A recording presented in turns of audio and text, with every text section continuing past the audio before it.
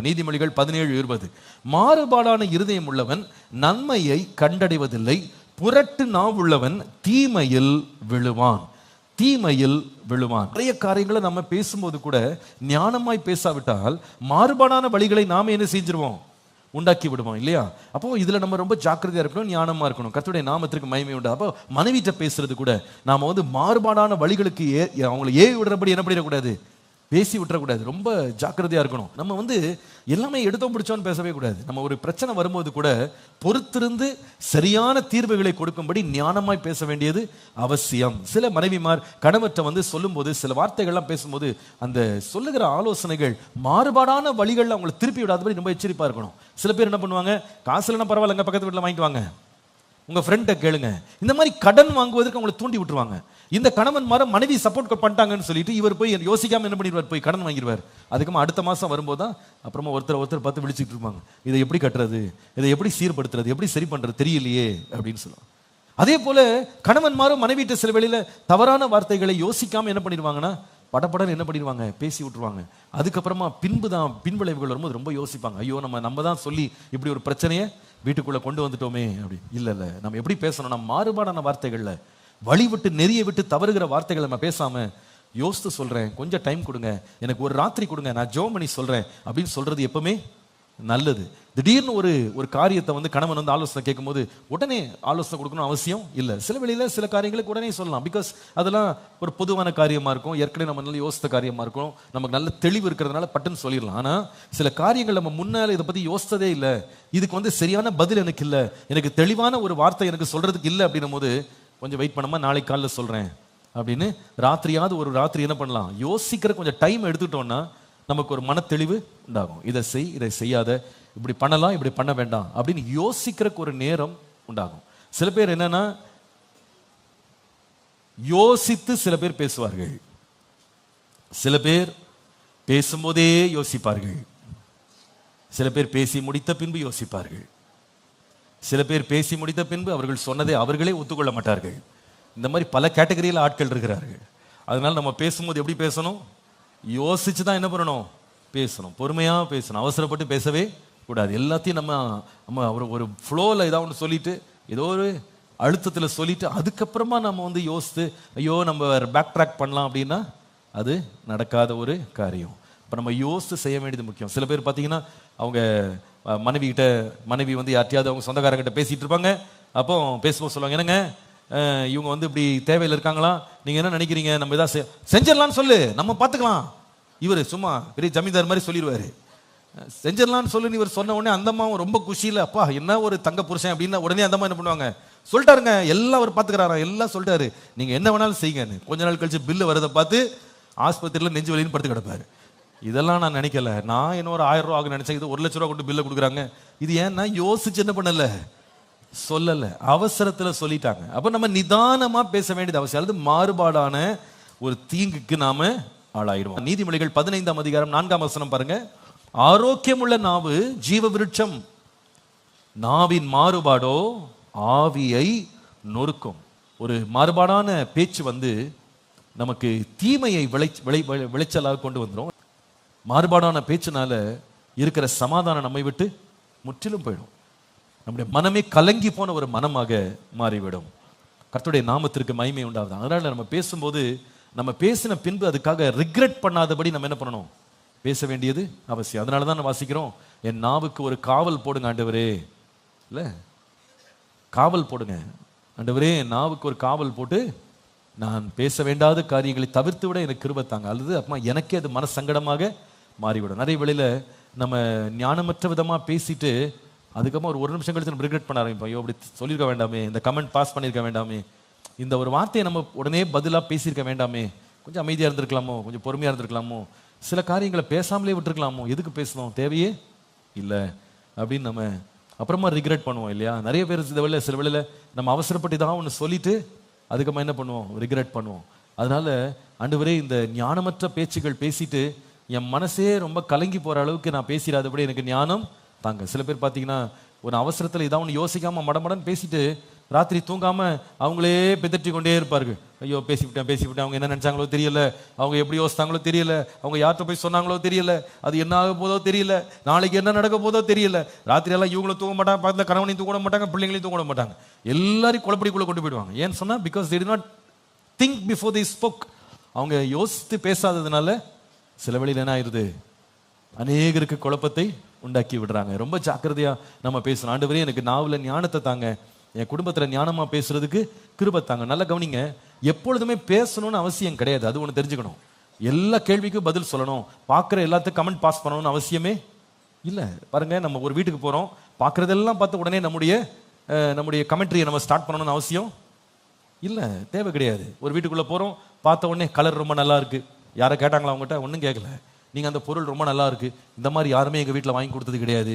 அதுக்கப்புறமா அது பார்த்தீங்கன்னா அது ஸ்ட்ரிங்கு ஸ்டாப்பே ஆகாது, அப்படியே போய் உங்களுக்கு நல்ல புருஷன் கிடச்சிருக்கான், ஆண்டவர் கிருபை தான். இவருக்கு புருஷன் பின்னாடி நிற்பாரு, அவரை வச்சுக்கிட்டே இந்த மாதிரிலாம் யார் எங்களுக்கு வாங்கி கொடுத்தா, கேட்டது கூட கிடையாது, பரவாயில்ல நீ பாக்கியசாலிதாம்மா. பின்னாடி இருக்கவர் பொறுமைக்கிட்டே இருப்பார்.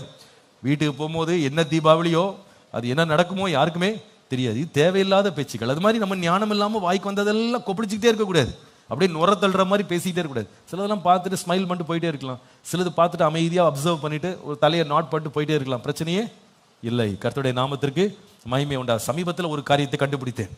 அது எங்கன்னா இந்த கத்தாரில் தான் அதை கண்டுபிடிச்சேன். கத்தாரில் என்ன கண்டுபிடிச்சேன்னு சொன்னால், அவங்க ஒரு சபையாக என்ன பண்ணிட்டாங்கன்னா, நான் ஒரு 5-6 நாள் இருந்தேன் நினைக்கிறேன். 5 நாள் 6 நாளைக்கு என்ன பண்ணிட்டாங்கன்னா, அந்த பாஸ்டர் அவங்க குழுவினர் என்ன பண்ணிட்டாங்கன்னா, அவங்க டீமாக சேர்ந்து காலை உணவு எனக்கு ஹோட்டலில் அது காம்ப்ளிமெண்ட்ரி, அது நான் சாப்பிட்டுக்கலாம் போய். மதியான உணவு என்ன பண்ணுவாங்கன்னா, அவங்க ஒவ்வொரு நாளும் ஒவ்வொரு விசுவாசி வீட்டுக்கு சாப்பாடுன்னு சொல்லி அரேஞ்ச் பண்ணிட்டாங்க. ஒவ்வொரு குடும்பம் வருவாங்க, என்னை கூட்டு போவாங்க, அவங்க சாப்பாடு கொடுத்து என்னை சந்தோஷப்படுத்துவாங்க. அதுக்கு திருப்பி ஹோட்டலுக்கு வந்துடுவேன், திருப்பி நான் செய்தியெல்லாம் ஆயத்தப்பட்டு சாயங்காலம் கூட்டத்துக்கு போயிடுவேன். இது மாதிரி எல்லா நாளும் டெய்லி மதியான சாப்பாடு, வீட்டு சாப்பாடு. சாயங்காலம் நைட் சாப்பாடு ஒரு 5 நாளில் ஒரு 3 நாள் மட்டும்தான் அவங்க என்ன பண்ணாங்கன்னா, ஒரு 20 பேர் அப்படியே ஒன்றா, ஒரு 5-10 குடும்பம் ஒன்றா சேர்ந்து எனக்கு ஒரு ஹோட்டலில் கூட்டு போய் பெரிய ஒரு டேபிளை போட்டு நடுவில் என்ன உட்காரச்சு. நான் சாப்பிட்றாலே கிடையாது, என்ன நடுவில் உட்கார வச்சு அதை ஆர்டர் பண்ண இதை ஆர்டர் பண்ணுன்னு சொல்லி எல்லாம் போட்டு நான் என்கிட்ட கேட்பேன், உங்களுக்கு எது பாஸ்டர் பிடிக்கும், உங்களுக்கு என்னெல்லாம் என்ன பிடிக்குமோ அதான் எனக்கும் பிடிக்கும், உங்களுக்கு பிடிச்சதெல்லாம் நீங்கள் ஆர்டர் பண்ணுங்கன்னு எல்லாத்துக்கும் டேஸ்டிங் மாத்திரம் பண்ணிட்டு என் பேரால் அநேகர் வயிறு ஆறினார்கள். அன்னைக்கு எல்லாம் போகும்போது சொல்லிட்டு போனாங்க, பாஸ்டர் நீங்க தான் சாப்பிடுவீங்கன்னு பார்த்தா உங்க பேர் சொல்லி நாங்கெல்லாம் சாப்பிட்டோம். எப்படி யாரோ சாப்பிட்ட சந்தோஷம் தான். அப்போ மதியானம்னா வீட்டு சாப்பாடு, சாயங்காலம்னா ஹோட்டல் சாப்பாடு. ஸோ இது மாதிரி நல்லா கவனிச்சாங்க. நல்லா நம்மளை விருந்தோம்பல் குறைச்சதே கிடையாது, நல்லா கொடுத்தாங்க. ஆனால் மதியானம் தான் என் புத்தி இனத்தை நான் கண்டுபிடிச்சேன். ஒரு வீட்டுக்கு அதே போல தான் போனேன், அவங்க சாப்பாடு போட்டாங்க, சாப்பிட்டேன். சாப்பிட்டுட்டு, சிஸ்டர் ரொம்ப அருமையாக இருக்குது சிஸ்டர், ரொம்ப டேஸ்ட்டாக பண்ணியிருக்கீங்க, ரொம்ப எஃபர்ட் எடுத்திருக்கீங்க, ரொம்ப நன்றி சிஸ்டர்னு. அவங்க எல்லாம் சிரிச்சுக்கிட்டே, பாஸ்டர் இது ஹோட்டலில் வாங்கினது பாஸ்டர். அப்போ தான் நினச்சேன், முதல்ல கேட்டிருக்கணும் இது யார் செஞ்சா அப்படின்னு கேட்டிருக்கணும். கேட்காம நான் பாட்டுக்கு என் கமெண்ட்டை எடுத்து விட்டேன் பாருங்க, அந்த அம்மாவுக்கு ரொம்ப தர்ம சங்கடம் ஆயிடுச்சு. என்னடா இது எங்கே வாங்கினேன், ஹோட்டலில் வாங்கினேன். இதே போல தான் ஒரு கதை சொல்லுவாங்க. ஒரு வீட்டில் ஒருத்தர் ஒரு நாள் அவங்க அவங்க மனைவி சாப்பாடு வச்சாங்களாம். அதுக்கு முன்னாடி ஒரு பிரசங்கம் கேட்டாங்களாம். அவர் கேட்டிருக்காரு, மனைவியை பாராட்டுப்பா, அவங்க எதை செய்தாலும் என்ன பண்ணு, பாராட்டு, நீ மனைவியை கடிச்சுக்கிடாதுன்னு. இவர் உடனே மனசுல வச்சுக்கிட்டு, சரி நம்ம இன்னையிலேருந்து நல்லா பாராட்டிடுவோம் ஒய்ஃப்னு சொல்லிட்டு வந்திருக்கிறார். மதியானம் வந்த உடனே அந்தம்மா சூடா சாப்பாடு வச்சு கருவாட்டு குழம்பு ஊத்துனாங்களாம். ஊத்துன உடனே இவர் சாப்பிட்டுட்டு ஒரு பிடி வாயில வச்சு, ஆஹா ஆஹா என்ன அருமை, எவ்வளவு டேஸ்டா செஞ்சிருக்க, உன்னெல்லாம் நான் மனைவியா வச்சிருக்கிறதுக்கு பெரிய பாக்கியம் செஞ்சிருக்கணும், இதை போலதான் நான் செய்யணும் அப்படின்னு ஊத்துன்னு ஒவ்வொரு டிஷ்ஷையும் ஒவ்வொரு கூட்டையும் என்னென்ன இருக்கோ அத்தனைக்கும் ஒவ்வொரு பேர் வச்சு அந்தம்மா இவர் சாப்பிட சாப்பிட புகழ்ந்துகிட்டே இருக்காரு. அந்தம்மா இவர் ஒவ்வொரு வார்த்தை புகழ்ந்து சொல்ல சொல்ல சொல்ல அந்தம்மா முகம் அப்படியே இறுகிட்டே இருக்கு. இவருக்கு ஒண்ணுமே புரியல. ஒருவேளை பழக்கம் இல்லாதனால இப்படி இருக்காளோ, நம்ம எப்பவுமே திட்டி தீர்த்துட்டு இருப்போம், இன்னைக்கு முகம் இப்படி இருக்குதே, சரி பழக்கம் இல்லை போல. இவர் போக போக சூப்பர்ஃபிஷியலா எடுத்து பேசிட்டே இருக்காரு. கடைசியா ஏதோ ஒரு கூட்டை வச்சாங்க பாருங்க, ஆஹா அப்படின்னா போட்டாலாம் பாருங்க பாத்திரத்தை தூக்கி டம்மால்னு. ஏமா நான் புகழதனமா செஞ்சேன், ஏமா இப்படி கோவப்படுறேங்க, ஏயா இத்தனை வருஷமா உனக்கு கஷ்டப்பட்டு நான் சாப்பாடு சமைச்சிருக்கேன், ஒரு வார்த்தை கூட நல்லா இருக்குன்னு சொன்னதில்லை, இன்னைக்கு தலைவலின்னு சொல்லி வேலைக்காரியை சமைக்க சொன்னா இன்னைக்கு இப்படி புகழ்றியே, உனக்கு எவ்வளவு திமிர் இருக்கும் உடம்புலன்னு கேட்டான்.